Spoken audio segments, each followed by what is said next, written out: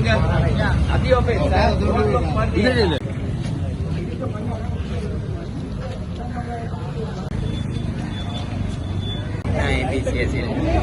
தினம் ஊழியர்கள் ஒரு பணி பகிஷ்கரிப்பில் ஈடுபட்டிருந்தார்கள். உண்மையாகவே அந்த பணி பகிஷ்கரிப்பு அவர்களுக்கு இடிஎஃப் கட்டப்படுவது இல்லை என்றும், அதே நேரம் அதிகாரிகள் அதே நேரம் கதைக்கின்ற தொனி கொஞ்சம் வித்தியாசமாக இருக்கின்றது என்பதையும் பக்கச்சார்பாக செயற்படுகின்றது என்பதையும் கூறிக்கே வைத்திருந்தது. அதே நேரம் தொழிலாளர்களை பாதுகாக்கின்ற கமிஷன் ஒன்று இருக்கின்றது. அதற்கு எழுத்து மூலம் எந்த தகவலும் தெரிவிக்கவில்லை. அதை அவர்களை இங்கே வரவழைத்து அந்த கமிஷனில் இருப்ப தலைவரை வரவழைத்து கதைத்து எதிர்வரும் காலத்தில் அதற்கான நடவடிக்கை எடுப்பதாக தீர்மானித்திருக்கின்றோம். உண்மையாகவே இந்த கோஆபரேட்டிவ் என்பது மக்களுக்கும் இந்த பிரதேச வாழ் மக்களுக்கும் சிறந்த சேவை செய்யக்கூடிய ஒரு துணைக்களம். அதை இதுவரை காலமும் அரசியல் ரீதியாகத்தான் இதை பயன்படுத்தி வந்தார்கள். நாங்கள் போய் கேட்கும்போது அதிகாரியிடம் கேட்கும்போது கூறுகிறார்கள், முன்னைய காலத்தில் இப்பிடிப்பியும் தமிழரசு கட்சியும் தான் இயக்கியதாக அவர்களே கூறுகிறார்கள். சந்திக்கும் போது நாங்கள் இதுக்கு அரசியல் ரீதியாக தலையிட வரவில்லை. ஊழியர்களை பாதுகாக்க வேண்டிய பொறுப்பு இருக்கிறது. எதிர்வருங்காலத்தில் இந்த கோஆபரேட்டிவ்களை வினைத்திறனாக இயக்க வேண்டிய தேவை இருக்கிறது. இவ்வாறான போராட்டத்துக்கு ஊடாக இந்த இடத்துக்கு வர வேண்டிய சந்தர்ப்பம் ஏற்பட்டிருக்கிறது. எதிர்வருங்காலத்தில் இந்த 14 கோஆபரேட்டிவ்கள் எம்டி செய்திகள் இருக்கிறது. அதில் சென்று அவதானிக்கின்றோம். எதிர்வருங்காலத்தில் இந்த கோஆபரேட்டிவிலும் கூட கேமரா கூட்டுவதாக கூறுவார்கள். நல்ல விஷயம். இவ்வாறு கண்காணிப்புவதாக கூட்டும் போது இந்த கோஆபரேட்டிவ்கள் வினைத்திறனாக இயங்கும் என்பதை நாங்கள் கூறிக்கொள்கிறோம். அடுத்ததாக இந்த கோஆபரேட்டிவ்களில் கடன் கொடுக்கின்ற பணத்தை மீள செலுத்தாமல் ஒரு சில 12 லட்சத்துக்கு மேற்பட்டு பணம் செலுத்தாக இருக்கின்றார்கள். அந்த கொடுத்த பணத்தை 12 லட்சம் செலுத்தவில்லை என்றது அந்த பணத்தை எடுத்துவிட்டு கொஞ்சம் கொஞ்சமாக காசை கட்டலாம். அதுண்ட வட்டின்ற பாருங்க 12 லட்சத்துக்கு. அது இந்த கோஆபரேட்டிவ்களை நஷ்டம் எடுத்து. ஏன்னா இதில் இருக்கிற கடைகள் எல்லாமே கோஆபரேட்டிவ் சொந்தமானது. அந்த வாடகையினூட அவங்க கூறுகிறார்கள் அதிகாரிகள், பெட்ரோல் செட்டினூடாகவும் இந்த கட்டிடத்தினூடாக தான் அதிக வருமானம் பெறுகிறது.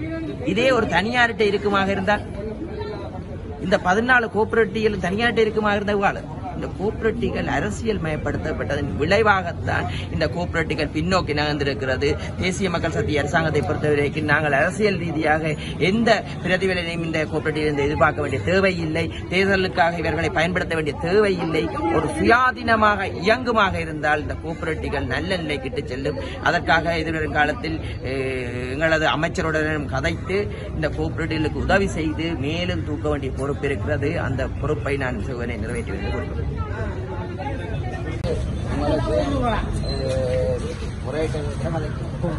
சரி, ரெண்டு வெளியே சொல்லிட்டேன். சரிங்களா? அவன் சொன்னதை சொல்றேன். நான் என்னோட உங்களோட பக்கத்துல இருந்துட்டேன். அங்க போய் கேட்க இபிஎஃப் கட்டப்படுறது தங்களுக்கு தெரியாது. ஒரு தகவலை நீங்க தரீங்கன்னு சொல்லிருக்கீங்க. நீங்க கொடுத்தீங்களா இபிஎஃப் கட்டிட்டு? இல்ல, நீங்க ஓடுகிறேன்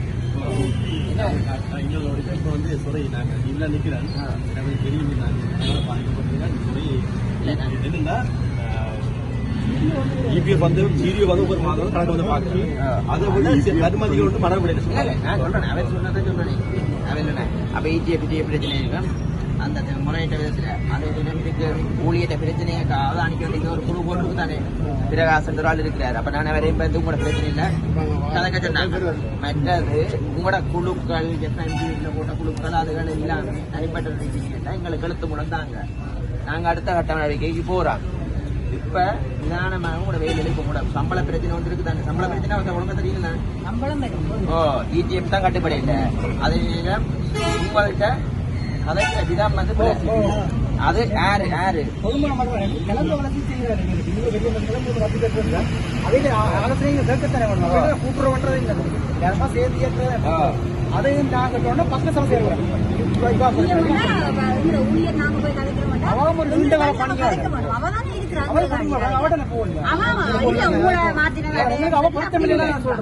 வெளிப்படையா நான் சொல்றேன். நாங்க போய் கேட்கிறேன். இது முதல் வந்து அரசியல் ரீதியா 2 கட்சி தான் தெரியும். அவரே சொல்றேன் தமிழரசு கட்சி இப்படி 2 தான் வச்சு கொண்டு இருந்ததா. சரி, இப்ப அதுலதான் போட்டி பிரச்சனை வருதுன்னு சொல்றாரு. அப்ப எங்களுக்கு அரசியல் இல்லை. நாங்கள் இதுல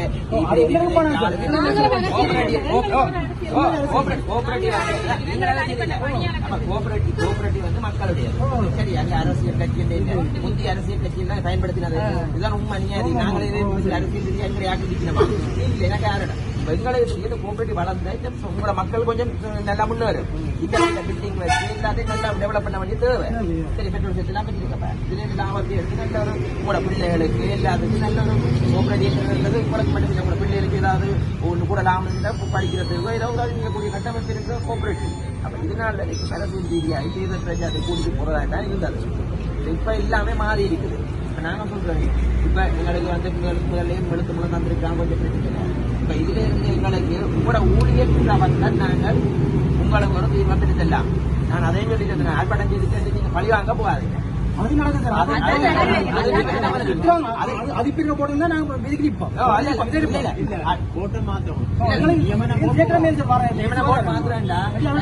எங்களுக்கு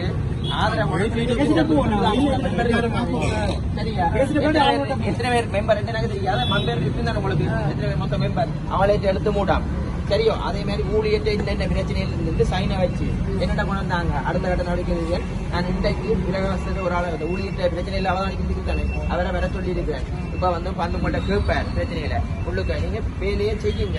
இன்றைக்கு சரி, இப்போ தொடருங்க. நான் அடுத்த 8 மணிக்கு நான் பாக்குறேன்.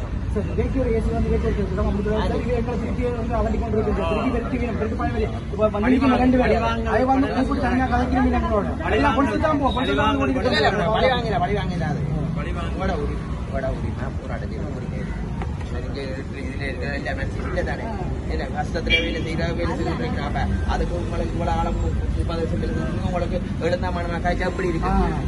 சில அதிகம் துணி பதைக்குள்ள பார்த்தேன் திருப்பி அங்க ஓடுறேன். அங்கே இவ்வளவு காலமா 20 வருஷம் கல்வியை விட்டுட்டு 3 மாதம் வாங்கணும், பதவி வாங்கணும், பணி வந்து இருக்கணும். ஒரு ஸ்டாஃப் எப்படி நாங்க அழகணும். நாங்க முதுகெலும்பு பிராஞ்ச் மேனேஜர் தான் சங்கத்துக்கு முதுகெலும்பு. எங்கிட்ட போன் வந்தது சார் மேல பிராஞ்சுக்கு வேலை. இன்னைக்கு இப்படியே பேனை போட்டு இப்படியே பார்த்து போயிடும் 5 மணியோட வரும். அங்க ஒரு மேடம் வேறு எவ்வளவு கஷ்டப்படுறாங்க சார்.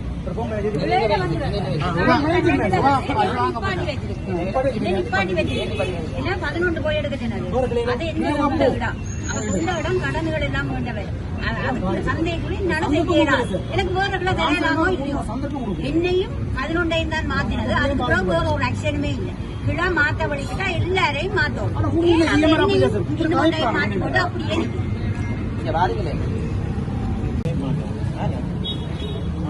அப்படியே சாப்பிட்டது சார். அவ பழைய ஆள் தான். அவ வந்து இந்த கதைக்கு வந்தப்ப அவ இருக்கிற இடத்துலயே இருக்கட்டும், பிரச்சனை இல்லை. அவ இப்போ நிறைய இருக்கு. ஒரு நல்ல ஒரு முதல் ஒரு சைஸ் மாதிரி ஒரு டிஎம் இருக்கு.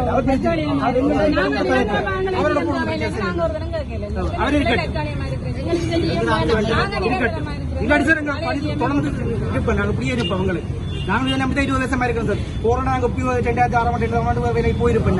நான் சங்கம் பண்ண ஒரு குடும்பம் மாலம் தான் இருக்கிற சங்கத்தை இந்த பெரிய யாழ்ப்பாண சங்கத்தை வச்சு சரி தாங்க நிற்கிற மாதிரி சங்கத்தை வாங்கிக்க பணியாளர் நாங்க உழைச்ச சங்கம்.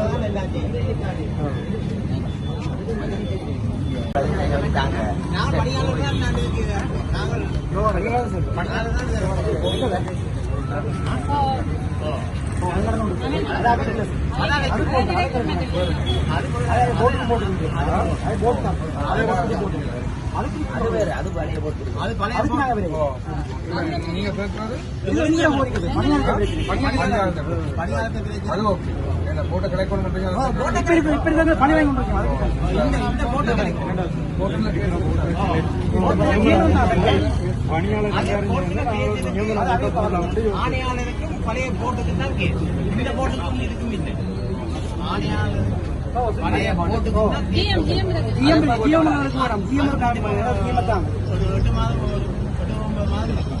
சரி, நீங்க இப்ப வேலையிலுக்கு போங்க.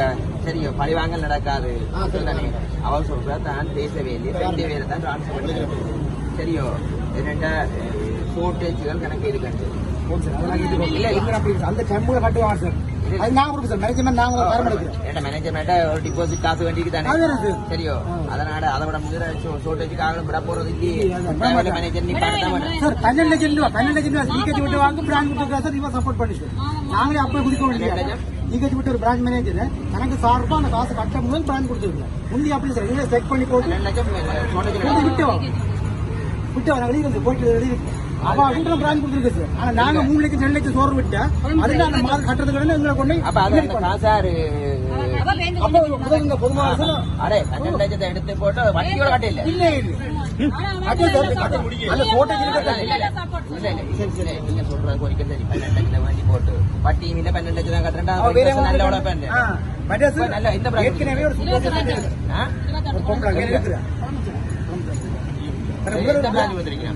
இது பிராண்ட் கோப்ஸ் இருந்தவா அப்ப முதல்ல இருந்த 19 சொல்லிருக்கா எனக்கு டவுட் இருக்கு பிராண்டில இப்படி விட்டா பாரிஸ் நீங்க இருப்பது சொல்லுங்க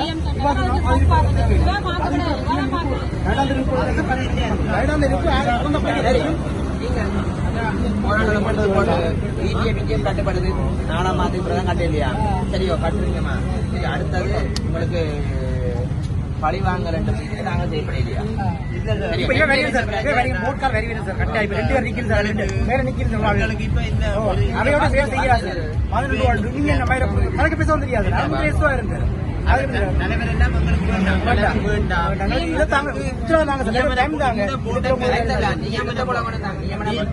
அந்த புழுவை கலச்சி போட்டு சரியோ அப்ப நீங்கள் அந்த மெம்பர் இருக்கீங்க தானே அந்த மெம்பர் அவ்வளவு சைனை வச்சு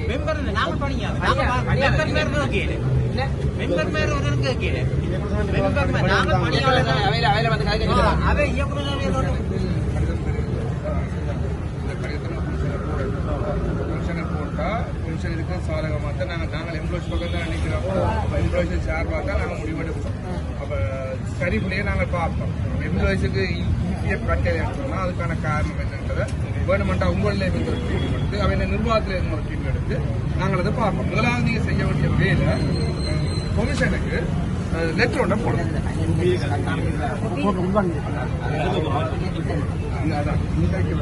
கமிஷனுக்கு இப்படி ஒரு லெட்டர் விரையில தானே நீங்க கமிஷனுக்கு ஒரு லெட்டர் ஒன்று தெரியல தானே நீங்க இப்ப என்ன செய்யுங்கன்னா முதலாவது கமிஷனுக்கு லெட்டரை போடணும் சரிதானே அடுத்த கட்ட நடவடிக்கை கமிஷன்ல முடிவெடுக்கணும் இப்ப நீங்க என்ன செய்யுங்கன்னு சொன்னா வேலைக்கு போங்க நீங்க நம்புங்க கமிஷன் கேட்டு போய் வாங்கி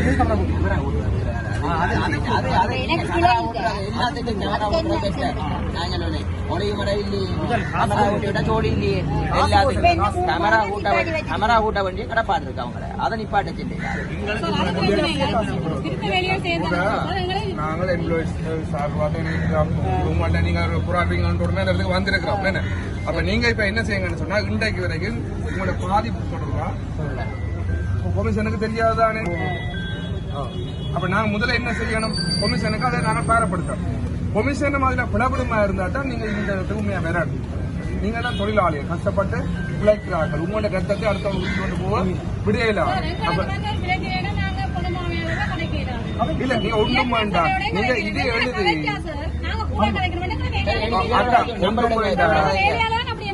ஒன்றும் வேண்டாம் நீங்க இவ்வளோத்தையும் எழுதி கமிஷனு கடிதத்தை போடும் சரி இவர்கிட்ட கொடுங்க ஏன்னா உங்கண்ட உழைப்பு உங்கண்ட கஷ்டம் உங்கண்ட வேர்வை அதனாலதான் ஒரு சங்கம் இயங்குது நாங்க இந்த சங்கத்தை நாங்கள் என்ன செய்யலாது அப்படியே முடிச்சு விட்டுட்டு போகலாது அதனால நாங்க உங்களுக்கு அன்பா சொல்றோம் சரிதானே நீங்க கமிஷனுக்கு உங்களோட பிரச்சனை எவ்வளோத்தையும் நோட் பண்ணி சரிதானே அண்ணன் இப்ப நாங்க இதுல இந்த ஜெனரலை விட லெட்டரை போடுங்க உங்களுடைய சாதகமா படிச்சு நான் செய்யறேன்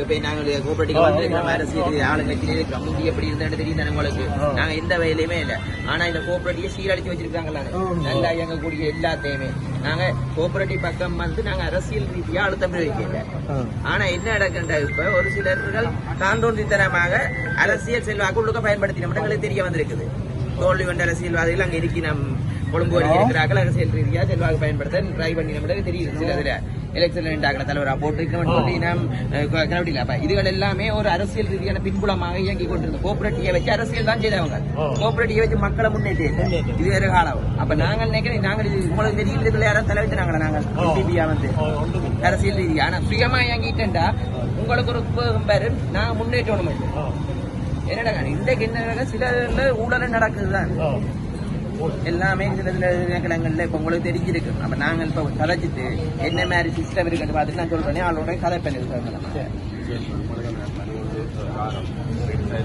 போய் பகச்சிட்டு